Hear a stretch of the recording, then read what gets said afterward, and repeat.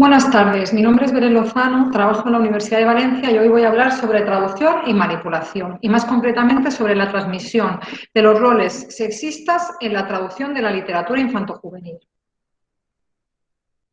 ¿Qué son los estereotipos y cómo afectan a las niñas y a las mujeres?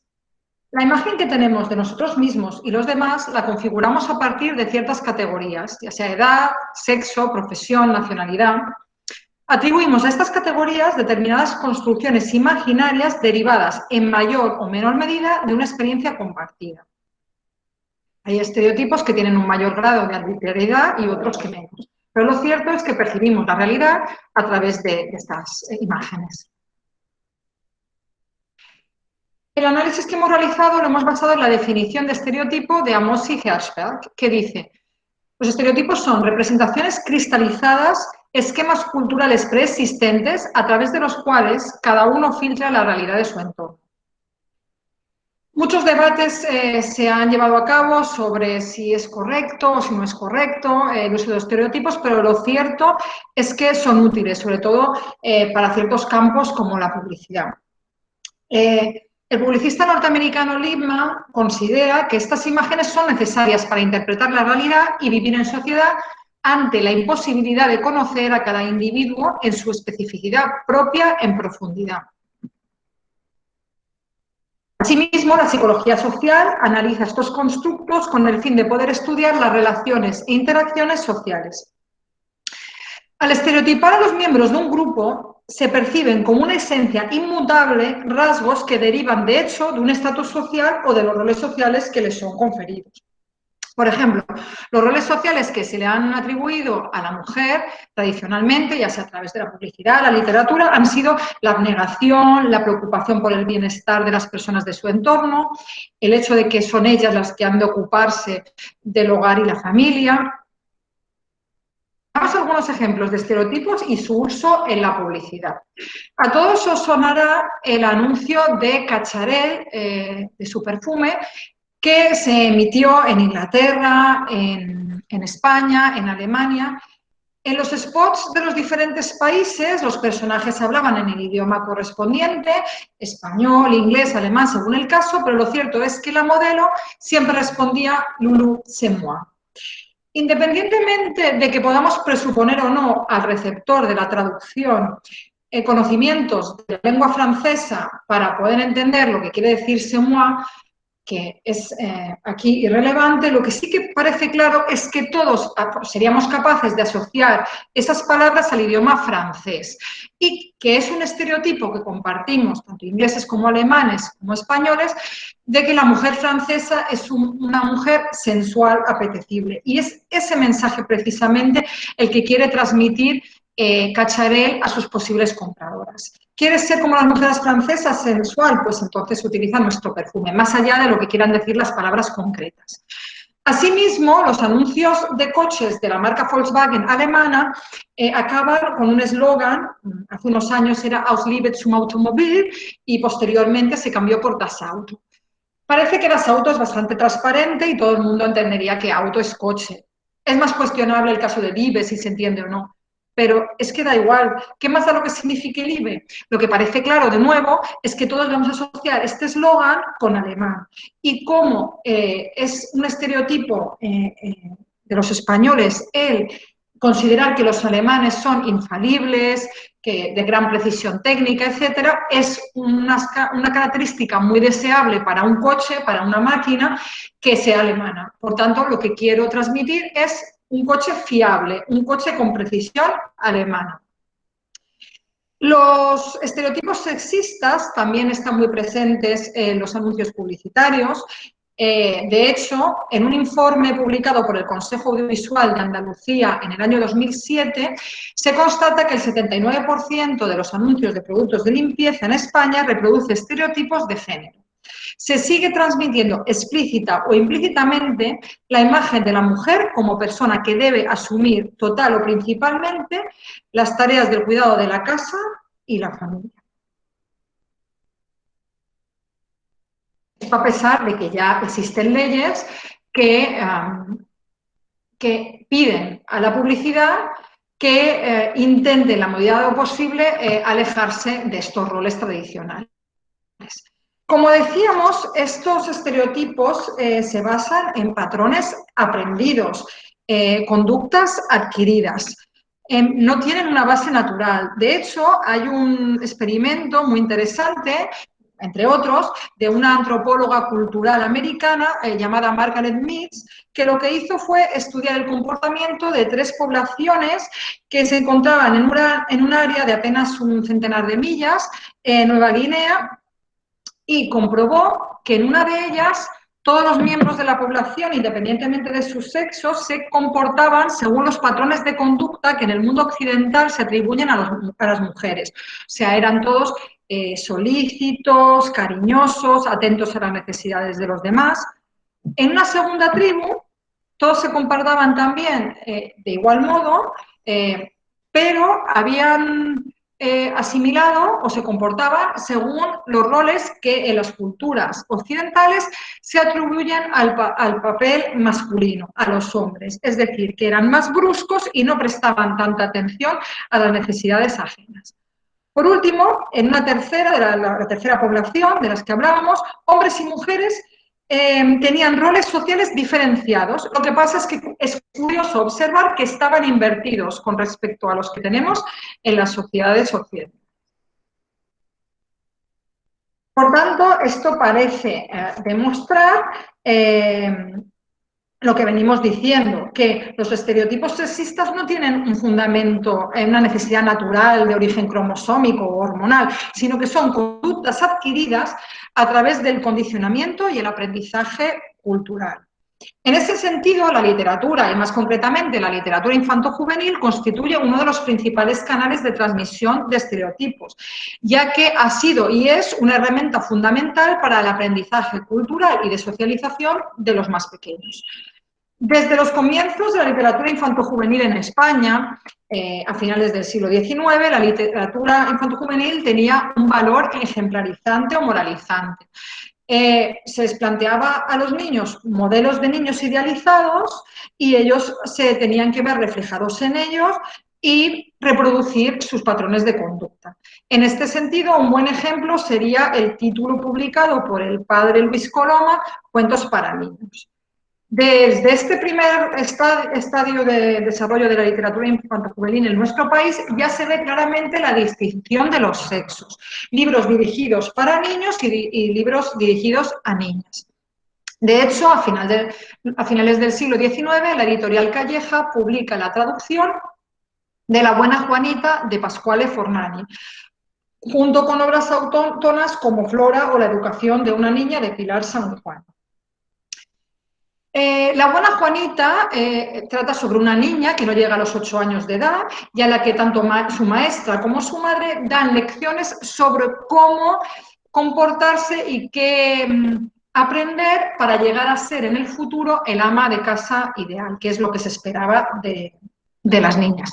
Como vemos, existen tanto traducciones como obras autóctonas porque traemos del exterior el tipo de libros que se ajustan a las expectativas que nosotros tenemos, o sea, lo que queremos fomentar. Es cierto que a finales de la segunda década del siglo XX la función instructiva se delega a libros de texto y la función principal de la literatura infanto-juvenil pasa a ser la recreativa. Pero aún así, a través de las descripciones que se hacen de las niñas, a través del peso que éstas tienen en el desarrollo de la trama, de las ilustraciones, etcétera, lo cierto es que se siguen transmitiendo roles sexistas. En palabras de Colomer, la repartición de la posición central o subsidiaria del relato entre personajes masculinos y femeninos y las características de carácter o profesionales que les son atribuidas son aspectos relevantes para saber qué expectativas pueden formarse los niños sobre lo que la sociedad espera de ellos a partir de un imaginario literario. A partir de los años 70, las editoriales, los pedagogos, editores y escritores de literatura infanto-juvenil conscientes de esta potenciación de los roles tradicionales que había habido hasta la fecha, han intentado crear cada vez más colecciones dedicadas a replantearse estos clichés. De hecho, Elena Giannini, que por otro lado también es la autora del ensayo a favor de las niñas, en el que se cuestionaba la conveniencia, más bien la criticaba, de transmitir estos roles a través de la literatura, creó una colección en que los personajes clásicos de la literatura infanto-juvenil encarnaban valores feministas y luchaban por adquirir independencia tanto económica como emocional. No obstante, a pesar de que cada vez las editoriales dedican más colecciones a este objetivo, resulta paradójico que en otras obras que se publican en estas editoriales al mismo tiempo, a través de las ilustraciones, las descripciones, los empleos de los personajes femeninos, masculinos, etcétera, se siguen perpetuando los roles tradicionales. Y además también resulta curioso observar que muchas veces los valores que se transmiten en la literatura son incluso más tradicionalistas que los que observamos en un determinado momento en la sociedad. ¿Cuál es la situación actual de la literatura infanto-juvenil encaminada a la igualdad, a potenciar esta igualdad de género? Bianualmente la Fundación SM publica una panorámica sobre el sector editorial de la literatura infanto-juvenil en Iberoamérica y concretamente el que se publicó en 2019 subraya el gran número de libros de dos temas concretos. Por un lado, migrantes y refugiados y por otro, los que reivindican el papel de la mujer en la sociedad. A grandes rasgos podemos mencionar 4 caminos que se han adoptado para desterrar los estereotipos sexistas. Por un lado, las revisiones de los cuentos clásicos, cambiando los personajes femeninos abnegados y aniñados por otros revestidos de cualidades antes reservadas a los hombres. Tenemos el ejemplo que mencionábamos anteriormente de Elena Giannini, pero también podemos citar el libro publicado por la colección Sopa de Letras de la editorial Anaya en el año 2001 y titulado Caperucita roja, verde, amarilla y azul, y obra de Bruno Murani y Erika Agostellini, en que la protagonista femenina, basada en el cuento de los hermanos Grimm, en esta versión es mucho más espabilada y da sopas con onda al lobo. En la obra se van cambiando los escenarios, asociándolos a los distintos colores, hasta llegar al blanco, en que la ausencia de color hace desaparecer las ilustraciones y los dos personajes nunca se encuentran. Pero lo importante es que a la protagonista femenina se le atribuye inteligencia y que antes pues no parecía que no correspondía a las mujeres. Un segundo camino son obras que proponen desterrar patrones de conducta transmitidos a los géneros de generación a generación.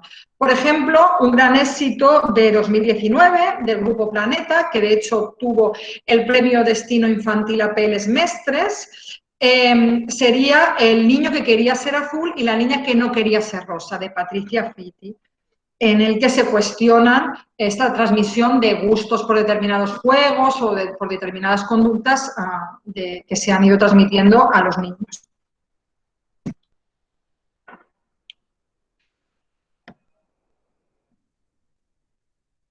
Dentro del tercer grupo existen títulos provocadores que en lugar de contribuir a la igualdad lo que hacen es invertir los roles, o sea que atribuyen a los hombres características o actitudes o patrones que antes asociaban a las mujeres. En este sentido, pues hay colecciones que se dedican a presentar a los niños situaciones que se dan en la sociedad y que los adultos consideramos que puedan ser para ellos más difíciles de digerir. Por ejemplo, la editorial La Galera tiene una colección que se llama ¿Y qué?, con títulos como Mi padre es ama de casa, Soy adoptada, Vivo en 2 casas, que tratan temas que los adultos pensamos que puedan ser difíciles de asumir por los niños, ¿no? O, por ejemplo, este título de Del Vives, Un papá a medida, publicado en 2005, en los que la historia trata de una familia monoparental, configurada por una mujer y su hija, en las que la mamá es descrita con adjetivos como grande, fuerte, deportista, y además su hobby es jugar al futbolín. Además, la niña y la madre lo que están haciendo es buscar un papá, y después de ver varios, se quedan con uno al que pues le gusta mucho la poesía, no es bueno en cálculo mental, no es grande y además sabe cocinar. Y este que sabe cocinar lo ponen entre signos de exclamación, como si fuera tan raro que se pudiera esperar de un hombre que supiera cocinar, ¿vale?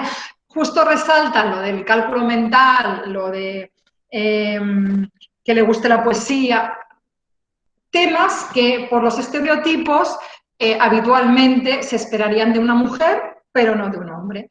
Y por último, dentro del cuarto grupo, se han empezado a publicar biografías de mujeres que han hecho aportes muy notables a la ciencia, a las artes o a la sociedad, como modelos para que las niñas puedan verse reflejadas y den alas a sus aspiraciones y no se conformen con ser ama de casa o con estar a la sombra de un personaje o de un hombre.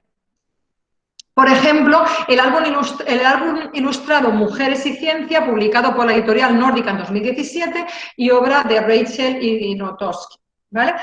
También hay una colección pequeña y grande, la editorial Alba, que ha dedicado muchos números a figuras femeninas, biografías de figuras femeninas, algunas como Agatha Christie o Simone de Beauvoir, otras como la Madre Teresa de Calcuta, pero incluso Greta Thunberg, la niña sueca que lucha a favor de frenar el cambio climático. Y me resultó curioso este caso porque por edad las niñas pues quizás se puedan ver incluso más reflejadas en ella. Ahora bien, vamos a centrarnos ahora concretamente qué puede hacer la traducción de literatura infanto-juvenil para evitar que se configuren o se transmitan estos roles sexistas o para potenciarlos. Una de las características principales de la traducción de literatura infanto-juvenil es la dualidad de receptores. Es decir, en muchas definiciones de literatura infanto-juvenil encontramos que dice, es la dirigida a niños y adolescentes, pero también sabemos que los que compran los libros son los padres, los tíos, los abuelos, y las editoriales deciden publicar unos títulos y otros no, y importar unos títulos del extranjero y otros no. Así que los adultos, ya sea a través de las personas que compilan las antologías, los pedagogos que diseñan las listas de lecturas obligatorias en los colegios, las editoriales, etcétera, estamos filtrando qué literatura llega a los niños, con lo cual intervenimos. La traducción es un instrumento para introducir cambios en el canon literario o perpetuar los modelos existentes. Si nosotros importamos obras de una literatura más hegemónica, podemos utilizarlo para introducir estos cambios. Otras veces lo que hacemos es elegir qué libros traducir y cuáles no en función de los modelos que queramos transmitir a nuestros niños. Por ejemplo, comentábamos antes que a finales del siglo XIX el canon literario de la literatura infanto-juvenil en España era literatura que presentaba a nuestros niños modelos de niños ideales en los que verse reflejados. Por eso se tradujeron obras como las que mencionábamos antes, importándolas de Italia, Juanito de Paravicini o La buena Juanita de Fornani. Sin embargo, a nivel global, Alicia en el País de las Maravillas fue publicada en Inglaterra y en Estados Unidos en 1865 y en Francia y Alemania se publicó en 1869, apenas 4 años después. En España, no obstante, tuvimos que esperar a 1927, o sea, 62 años, para poder leer este clásico de la literatura infantil, traducido a nuestro idioma. Estaremos de acuerdo todos que esta decisión de esperar tantos años no se debe en absoluto a la calidad literaria de la obra, porque ha quedado luego demostrado que es un clásico de la literatura infanto-juvenil a nivel global, sino que obedece a que en ese momento el el modelo de niña que se representa en la obra no era lo que se buscaba transmitir a nuestros niños. Asimismo, ya una vez hemos pasado la norma preliminar de la que habla Turi, o sea, elegir qué textos elegimos y cuáles no, después también a la hora de traducir, el traductor o la editorial toma decisiones.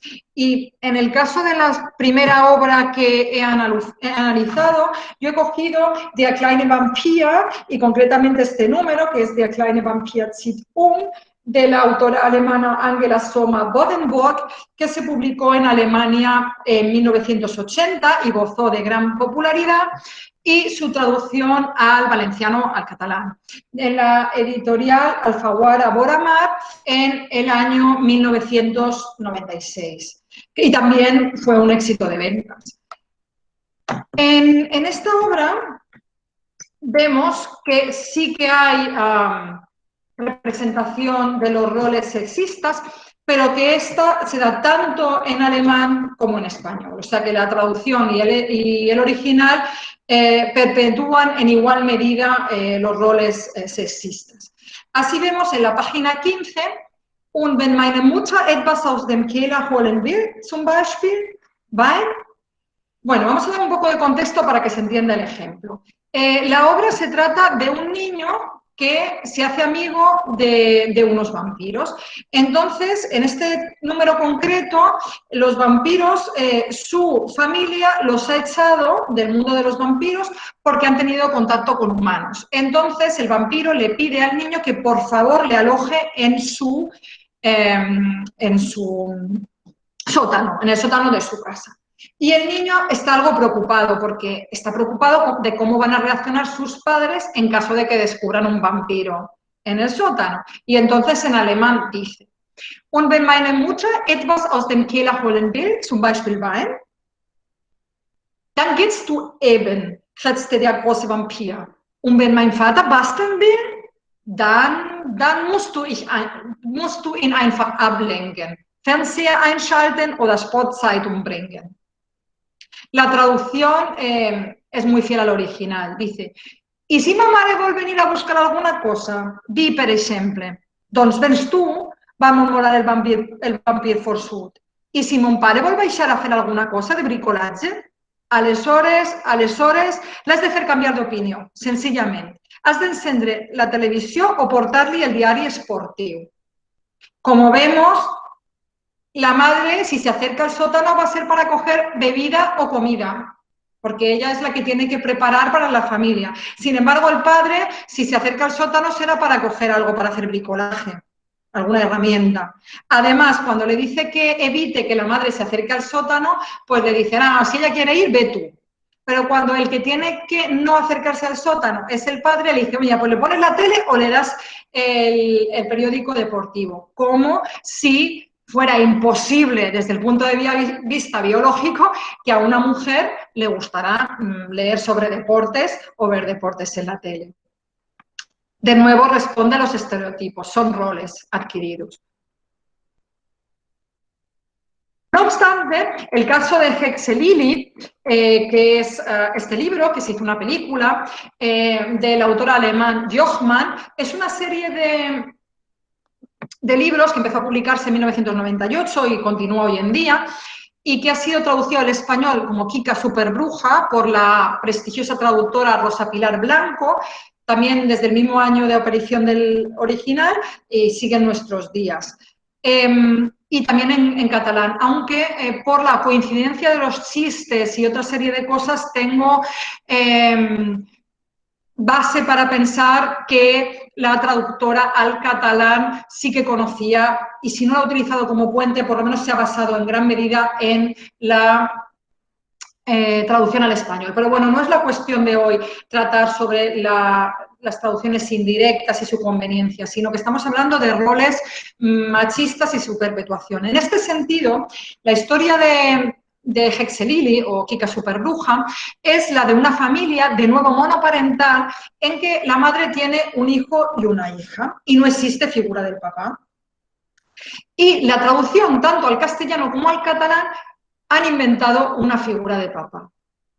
Pero vamos más allá. O sea, no es que la editorial es Bruño y es una editorial católica y por eso posiblemente se haya cuestionado la conveniencia de estos modelos modernos de familia y considere que conviene más reflejar una familia tradicional, dejando eso de lado, es que el papá no se introduce de manera aleatoria aquí o allá, sino que la palabra mamá se traduce como mamá cuando está en la cocina o haciendo determinadas tareas que se les presupone a las mujeres y se traduce como papá cuando está realizando bricolaje o otras tareas que tradicionalmente se asocian a los hombres. Veamos los ejemplos.